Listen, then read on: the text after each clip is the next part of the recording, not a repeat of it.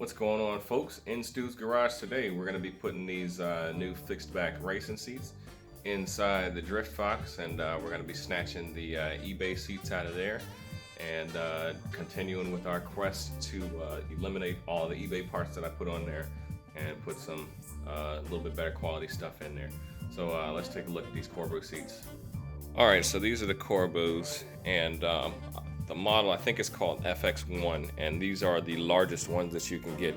So these are supposed to be good for a person who has up to a 42-inch waist. For me personally, I don't need all of that space in a seat, but this is what I ended up with because I got a really good deal on them. So it is what it is, but the fact that I wanted to show you these are the largest seats and they do fit inside the Foxbody basically is what I wanted to show you. So real quick, looking at the seats, they have removable cushions, so you put that in there like that. This is the bottom seat pad. You could add cushions to it, you could take cushions away. They also accommodate the 5-point or 6-point harness right there the way that it should. Also on the Corbeau seats, you've got these studs here on the side which you can screw out, and this will allow you to mount the seats to side mounts, side-mounted racing plates, or you can use the studs on the bottom to mount them to a aftermarket seating bracket. And I also got it with the Corbeau Mustang seat mounts and sliders. And I'm not sure if I'm going to use these quite yet, and I'll show you that in a little bit. But the combined weight of both of these seats in the car with the sliders, I think, is something like 50 pounds, which is a huge weight savings if you're taking out OEM seats. I'm not sure what my current setup weighs, but it's probably pretty close to what the OEM seats are. So again, like I said, combined weight of these things is like 52 pounds. So here we go. Let's go ahead and get these old seats out. If you have a ratcheting wrench like this is the best thing that you can use to get these seats out. If not, you can use a regular wrench or a socket wrench, but this makes getting the seats out way easier. So if you ever go to the junkyard or anything, just pick up a set of these things. Harbor Freight, they're super cheap, and you'll love it.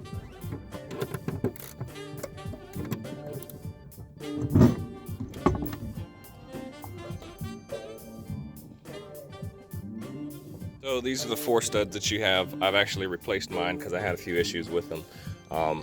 You can get rust in these areas and it can get pretty nasty, so just make sure you take your studs out. This is one of the things that I did mention, or actually I didn't mention in my buying a Mustang video, is you want to check these areas for rust because they do get loose.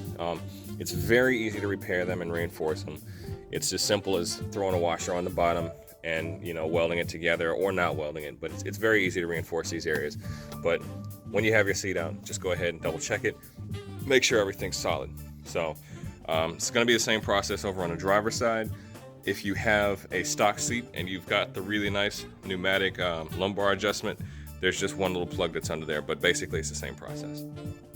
Okay, right now what you see here is I've got the seat attached to the sliders and brackets that came with it. These are the Corbeau brackets like I showed you earlier, and the Corbeau sliders.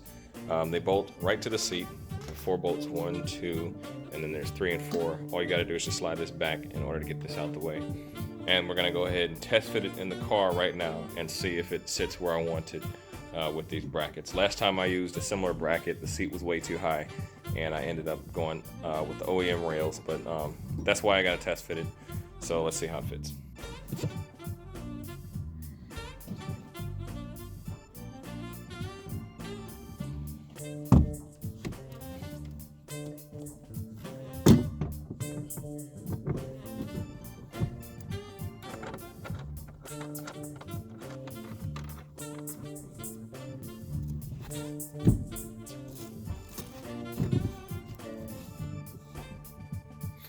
Okay, so we've got the seat actually test fitted in here, and I think I'm just going to go ahead and tighten it down. It sits in there almost perfectly. It's very close to the center console here, but we do have clearance. This piece was already broken because I saw through it for another reason. The seat cushion is very firm, so in all honesty, I'm probably going to look for some type of a seat cushion because I couldn't imagine sitting in there for long periods of time, and I do like cruising around in this car. Again, remember this is the FX1 Wide, so this is like the biggest seat that you can get from Corbeau, and it fits inside the small Foxbody really well. I think on a new Edge, this piece right here actually touches the door, but as you can see from here, we've got tons of clearance between the door and the window. And with my cage, as you can see, it touches the rail, but I can still stick my finger in between there if I needed to. You know, I do have some clearance back there between the rail and the seat. I can go all the way forward, all the way back. So the FX1 is a really great fit inside the car. And, you know, just a comparison between this seat and the eBay seat. This thing actually cradles your body a lot better. It gives you a lot better support. It's just not that comfortable. But like I said, the seat pad, that can be easily changed out, and I'll probably do that later in the future. So with this fit being good, I'm gonna go ahead and work on the driver's side. It's the same process, and hopefully that sits the same way.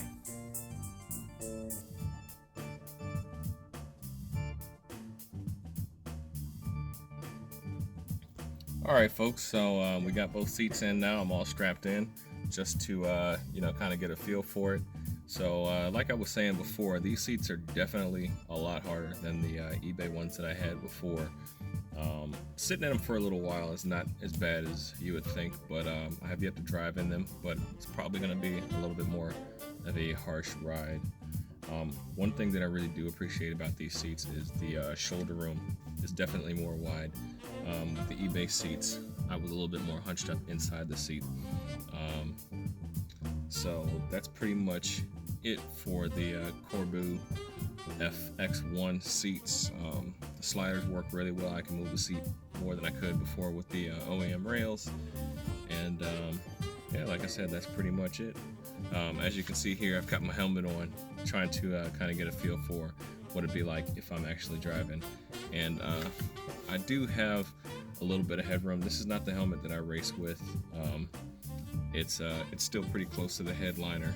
I was thinking I would get a little bit more space out of it, but I'll give it a shot with the helmet that I actually do use for racing. The other thing is, with these seats sitting flat on the ground, when I test sat in them, they felt like they were leaning forward a little bit more, but now that they're in the car, it does feel like a natural position. I'm not pushing my head forward for the seat back, but I can actually rest my head on it. Not so much with the helmet on, but if I'm driving, I would actually be able to rest my head on it. The angle of the eBay seats, the back of the seat wasn't anywhere close to your head, and it's a little bit nerve-wracking to sit in them. So overall, I definitely like these seats a lot more. All right, and one last thing, folks. I wanted to let you guys know that I do read all of your comments. I do my best to acknowledge everything that somebody comments on these pages. If you ask a question, like I said, I also do my best to answer every question that people ask. If you ask a question and I don't get back to you, it's really weird on YouTube. Sometimes I see your comments, but I can't actually get to them. It's really weird. I don't know how that is or why, but you know, if you ask a question and I don't get back to you, as long as you're not asking me what my wheel offset is or what flares I got, because I've answered that a million times, you know, feel free to send me a email. You guys have my email address, or hit me up on Instagram at the 2 addresses below, and I'll do my best to make sure I answer everything that you guys are answering. So that's pretty much it for the video, folks. Hope you guys enjoyed it, and check it out next time.